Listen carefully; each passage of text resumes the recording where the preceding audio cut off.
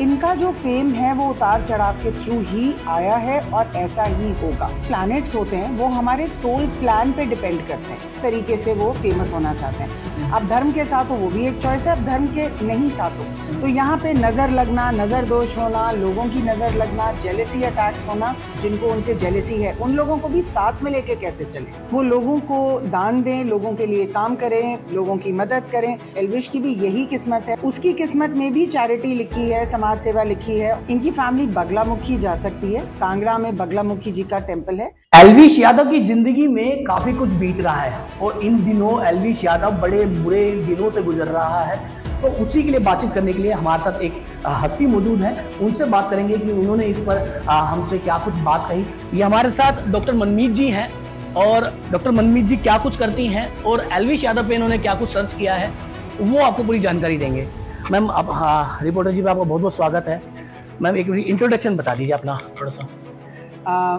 मेरा नाम मनमीत है और मैं इस केस को सोल एस्ट्रोलॉजी और आकाशिक रिकॉर्ड्स के थ्रू जनता तक पहुंचाना चाहूँगी। मैम अगर मेन अभी चल रहा है कि एल्विश यादव के बारे में आपने कहा था कि एल्विश यादव के बारे में आपने पता किया है कि उसकी ज़िंदगी में क्या कुछ चल रहा है, जिस तरह से अभी वो उभरता सितारा है हमारे देश का, हमारे शहर का, गुरुग्राम का, तो ऐसे में लोग अलग अलग ही अटकलें लगा रहे हैं, बातचीत कर रहे हैं। तो आपके अनुसार अगर मैं बात करूँ, पूछूँ, जानने की कोशिश करूँ और मेरे दर्शक जितने भी देख रहे हैं, ठीक है, तो उनको आप क्या बताना चाह रहे हैं कि एल्विश यादव की ज़िंदगी में इस तरह के जो क्लेश चल रहे हैं वो कब तक चलेंगे और वो इससे बाहर भी आ पाएगा या नहीं आ पाएगा? सबसे बड़ा सवाल तो ये करो। एल्विश यादव की कुंडली विश्लेषण बहुत चैनल्स पे हो चुकी है, तो मैं कुंडली के बारे में ज़्यादा नहीं बोलूँगी। मैं ये बताऊँगी सोल एस्ट्रोलॉजी के हिसाब से उनका राहु 8th हाउस में है। राहु 8th हाउस का मतलब ही होता है कि ये इंसान एक ऐसा प्लान लेके आया है जिसका नाम है ट्रांसफॉर्मेशन, जिसको सिंपल भाषा में हम उतार चढ़ाव कहते हैं।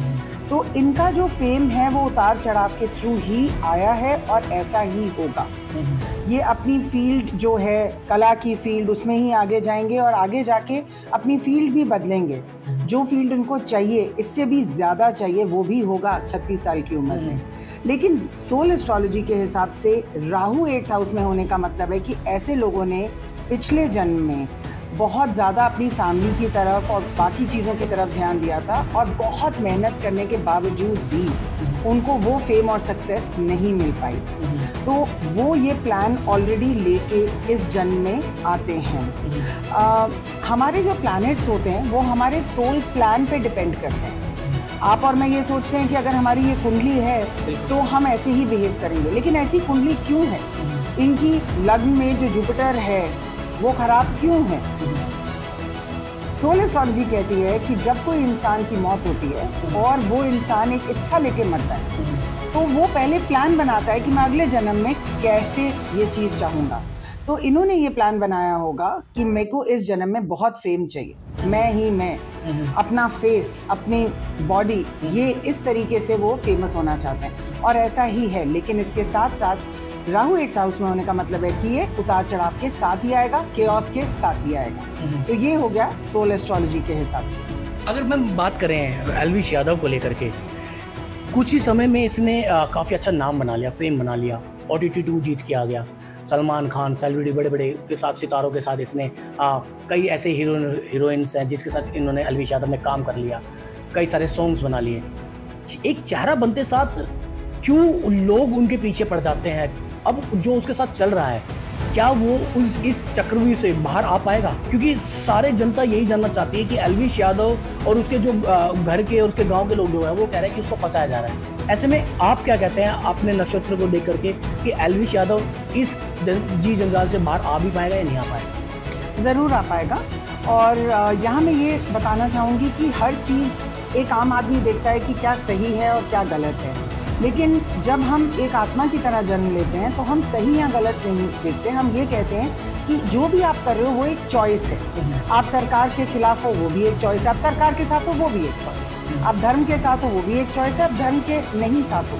लेकिन हमारी सोसाइटी को जो भी इंसान कुछ अलग करता है, मैं गलत नहीं कहूँगी, अलग करता है, वो हमेशा उसको जज करते हैं। तो यहाँ पे नज़र लगना, नज़र दोष होना, लोगों की नज़र लगना, जेलेसी अटैक्स होना काफ़ी क्लियर है। लेकिन इनको ये देखना है कि इनको अपनी हिम्मत से इसमें से बाहर निकलना है, क्योंकि उतार चढ़ाव के साथ ही इनका फेम लिखा हुआ है, लेकिन अगर ऐसे में वो ये समझ लें कि इन लोगों को जिनको उनसे जेलेसी है उन लोगों को भी साथ में लेके कैसे चले, तो ये उनके लिए आगे जाके बहुत बड़ा लेसन होगा। मैम, आपको पूरा शहर पूरा देश देख रहा है।